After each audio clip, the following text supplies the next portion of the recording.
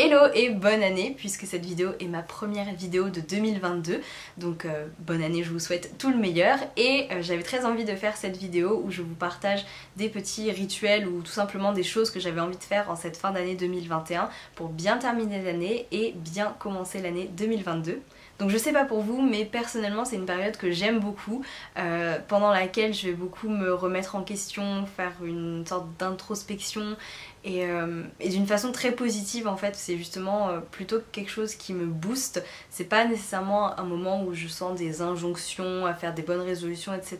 Je sais qu'il y a un petit peu deux façons de voir les choses et c'est vrai que pour moi c'est plutôt une période justement qui me motive, qui me pousse voilà, à réfléchir à comment être une meilleure personne.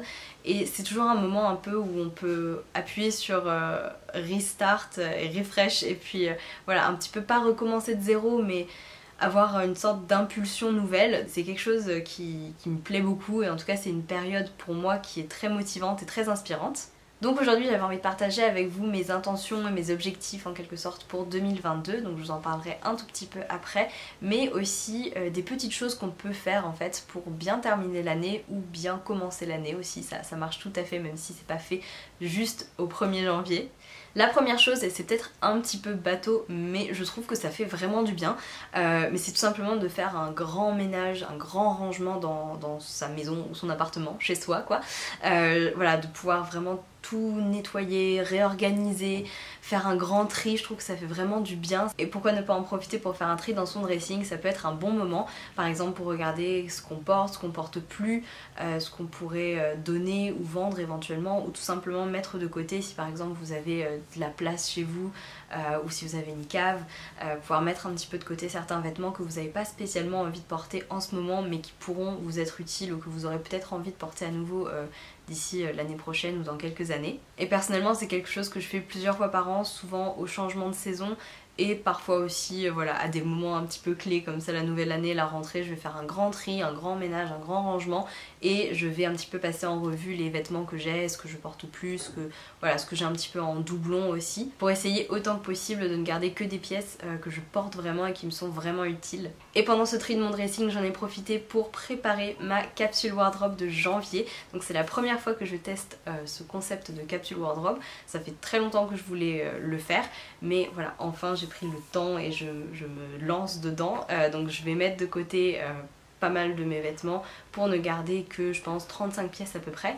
Et on verra comment ça se passe en janvier. De toute façon je filmerai tout le process et je ferai une vidéo entièrement dédiée à ça. Mais j'ai hâte et du coup j'étais assez excitée de pouvoir préparer tout ça quand j'ai fait mon tri. Donc voilà, hâte de vous en reparler en tout cas. Donc voilà, trier les vêtements, trier dans les placards, dans les étagères. Je sais que j'ai fait un grand tri dans mon frigo, dans mes placards de cuisine. J'ai un petit peu réorganisé pour que ce soit plus fonctionnel. C'est un peu un grand ménage de printemps. C'est vrai, je vous l'accorde, mais je pense que ça peut être pas mal de le faire plusieurs fois dans l'année, peut-être à tous les changements de saison par exemple. Comme ça vous faites le tri, vous remarquez ce qui est superflu, ce dont on ne se sert pas, etc. Et on s'en sépare pour ne garder que l'essentiel. Et encore une fois, je me considère pas du tout comme une personne minimaliste, j'admire beaucoup les gens qui voilà, arrivent à vraiment avoir un minimum de choses, c'est pas mon cas malheureusement, mais voilà, même sans être minimaliste, on a toujours des choses qui nous encombrent complètement inutilement à la maison, donc voilà, parfois c'est bien de s'en débarrasser tout simplement et de se rendre compte que ces choses ne nous apportent rien. Et cette année, pour la première fois de ma vie, j'ai purifié mon appartement avec de la sauge blanche par fumigation et après j'ai ouvert grand les fenêtres pour laisser sortir toutes les mauvaises ondes. Je sais pas si j'y crois, si je trouve ça juste symboliquement cool, mais en tout cas voilà, j'ai eu envie de le faire donc je l'ai fait. Et si jamais ça peut me débarrasser des mauvaises ondes, franchement je prends. Une autre chose que j'aime bien faire en fin d'année, c'est préparer mon bullet journal pour l'année suivante. Donc ça fait maintenant 2 ans je pense que j'ai un bullet journal. Ça fait quelques mois honnêtement que j'ai arrêté, mais là j'ai très envie de recommencer parce qu'en fait je remarque que c'était vraiment quelque chose qui me faisait du bien et qui m'aidait un petit peu à mettre mes idées au clair, même si c'était juste des to-do list ou voilà, des choses à faire, des réflexions. Je remarque que c'était quelque chose qui me faisait du bien et depuis que j'ai arrêté, il y a eu évidemment d'autres facteurs, mais dans les 3-4 derniers mois par exemple, j'ai été très stressée, très angoissée à cause de plein de choses, mais j'ai un peu lâché le yoga pendant ces mois-là, j'ai un peu lâché le bullet journal parce que je voulais aussi comment dire, pas me forcer à faire quoi que ce soit. Je voulais juste, voilà, pas me faciliter la vie, mais être genre plus indulgente envers moi-même. Donc même si le yoga et le bullet journal c'était des choses qui me faisaient du bien, j'avais pas la tête à ça, mais je vois cette nouvelle année comme une opportunité en fait à saisir pour me remettre à faire toutes ces choses qui me font du bien, notamment le yoga et le bullet journal. C'est vraiment deux choses qui vont vraiment faire partie de mon début d'année pour vraiment réinstaller en fait ces habitudes là qui étaient pour moi je pense des habitudes plutôt saines. Donc voilà, tout simplement faire mon petit layout de bullet journal. C'est un petit moment qui est un peu thérapeutique, même si je fais rien de très artistique. J'aime bien quand les choses sont assez minimalistes pour le coup, assez simples. Donc même si je fais pas des œuvres d'art, je prends toujours plaisir à préparer mon bullet journal chaque mois. Donc je pense que c'est une bonne chose en fait de l'avoir déjà prêt pour le mois de janvier pour pouvoir directement commencer à le remplir avec voilà, toutes nos envies, nos idées et nos choses à faire. Et la dernière chose que j'ai notée, c'est d'écrire ces bonnes résolutions que j'ai plutôt envie d'appeler des intentions ou des objectifs, mais vraiment dans la bienveillance et dans un esprit positif. Je pense pas qu'il faille avoir des objectifs trop durs, peut-être trop larges aussi en fait, qui sont difficiles à réaliser. Et en tout cas j'ai essayé de me noter des intentions pour 2022 qui soient à la fois réalisables et voilà, plutôt chill.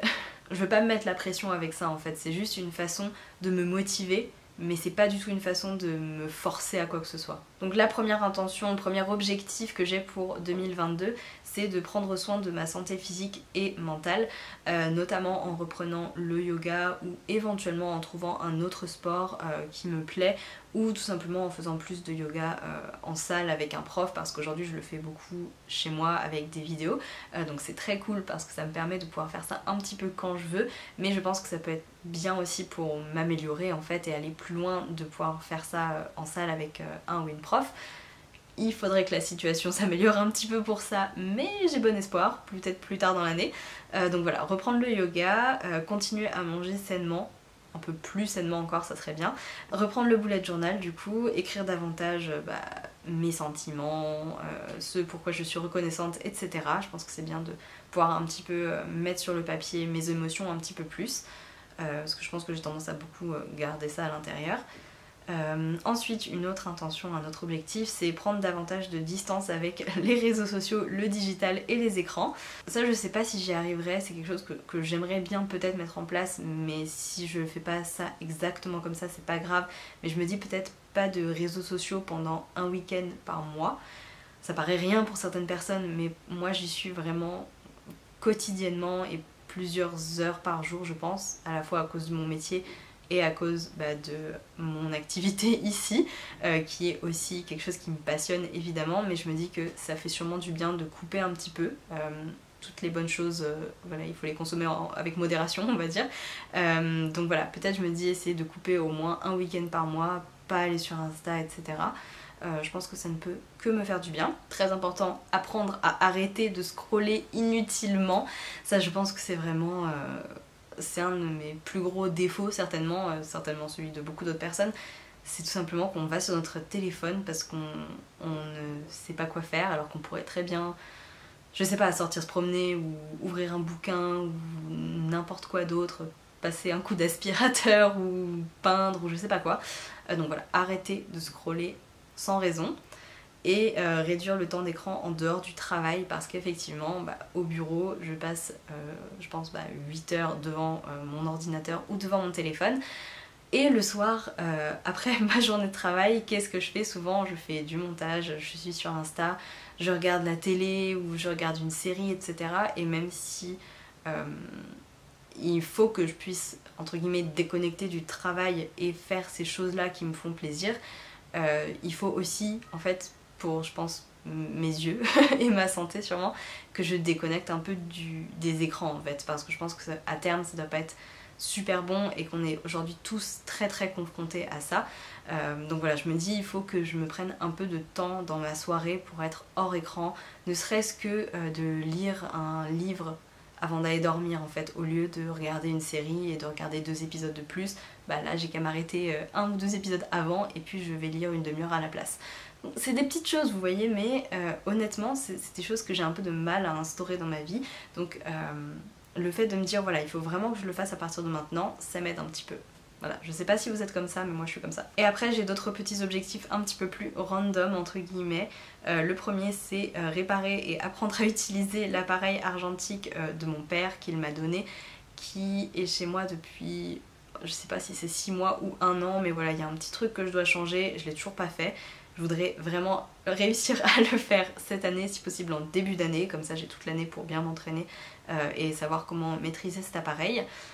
Lire au moins 1 livre par mois, alors ça c'est un peu ambitieux, mais je veux vraiment réussir. Je pense que c'est peut-être un des seuls objectifs que je veux vraiment réussir à tenir cette année. Cette année, j'aimerais bien essayer de lire plus, de prendre plus le temps, parce que tout le monde a le même temps dans la journée, mais voilà, on le répartit comme on veut, et clairement je ne prends pas assez le temps de bouquiner. Et enfin, avancer dans ma liste des choses à faire avant 30 ans. Donc ça c'est une petite liste que j'ai fait il y a quelques semaines je pense. J'ai fait une petite liste de choses que je voudrais faire avant d'avoir 30 ans, donc dans un peu plus d'1 an. Donc il y a des choses très bêtes et très simples, mais il y a aussi d'autres choses qui sont un petit peu plus conséquentes on va dire, et sur lesquelles il faudrait que je commence déjà à travailler entre guillemets. Donc voilà pour mes intentions et mes objectifs pour 2022 et toutes les petites choses que j'ai fait pour bien commencer l'année du bon pied. N'hésitez pas à me dire en commentaire quelles sont vos intentions, vos objectifs ou les petits rituels que vous avez pour voilà, commencer la nouvelle année de façon joyeuse et sereine. Donc voilà, n'hésitez pas à me dire ça en commentaire et n'hésitez pas à liker si jamais ça vous a plu, et en tout cas merci beaucoup d'avoir regardé cette vidéo. Encore une fois je vous souhaite une très bonne année 2022 et je vous souhaite tout le meilleur, et je vous retrouve bientôt pour une nouvelle vidéo. Ciao!